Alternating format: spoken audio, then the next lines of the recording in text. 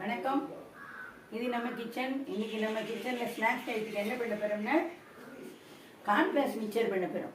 இதுக்கு என்னென்ன தேவைன்னா கார்ன்ஃப்ளவர் வேணும், நிலக்கடலை, முந்திரி, கருவேப்பிலை, இந்த அப்பளாப்பூ, மெயின் கார்ன்ஃப்ளவர்ஸு. இது பவுடர் சுகர், சர்க்கரையை மிக்சியில் போட்டு பவுடர் பண்ணி வச்சுக்கணும். இது உப்பு, சால்ட் உப்பு, இது தனி மிளகாத்தூள், இது காஷ்மீரி சில்லி, கொஞ்சம் மஞ்சள் பவுடர், மஞ்சத்தூள், ஆம்ச்சூர் பவுடர், சாட் மசாலா பவுடர். இப்போ நம்ம என்ன பண்ணுறோம் அப்படின்னாக்க இது டேரெக்டாக பொரிச்சு எடுக்கிறது சிரமங்கிறதுனால சட்டியில் எண்ணெயை சொல்ல காய வச்சுருக்கேன். இந்தமாரி ஒரு வடிகட்டி இருக்குள்ள போட்டுட்டு இது இந்தமாரி போடணும்.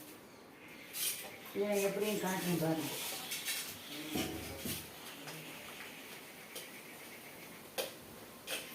இந்தமாரி போட்டு பொரித்து இந்தமாரி ஒரு வடிகட்டியை ஒரு சல்லடையை இந்தமாரி எண்ணெய்க்குள்ளே வச்சு இந்தமாரி போட்டு பொரித்து இந்தமாரி எடுத்தேன்னா உங்களுக்கு பொரித்து எடுக்கிறது ஈஸி. இது பாருங்க, இந்தமாரி இது எண்ணெயெல்லாம் வடிஞ்சிடும்.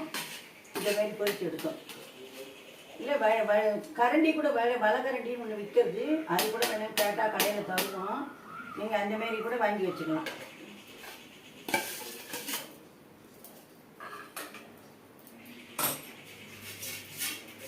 இந்த கார்ன்ஃப்ளவர் அடியில் ஒரே தூளாக இருக்கும். நீங்கள் மேலே சல்லடையில் போட்டு சளிச்சு வச்சுக்கிட்டேன்னா உங்களுக்கு அந்த மண் நின்று அதில் இருக்கிற தூள் இதெல்லாம் அதில் போயிடும்.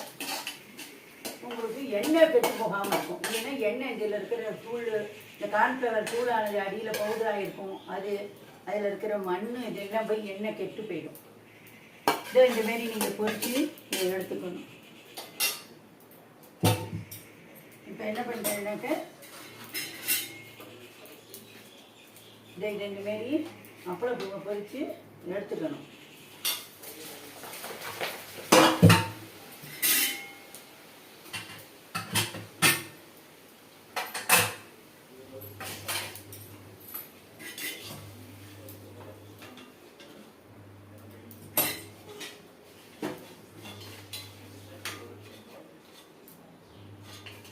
இந்த அப்பளப்பூ எதுக்கு அப்படிங்கிறத நான் உங்களுக்கு அப்புறமா சொல்கிறேன்.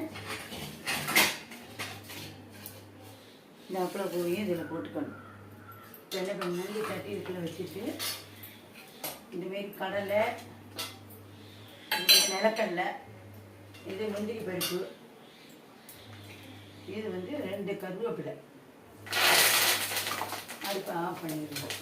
இது நல்லா இந்த சூட்டிலேயே பொரிஞ்சிடும்.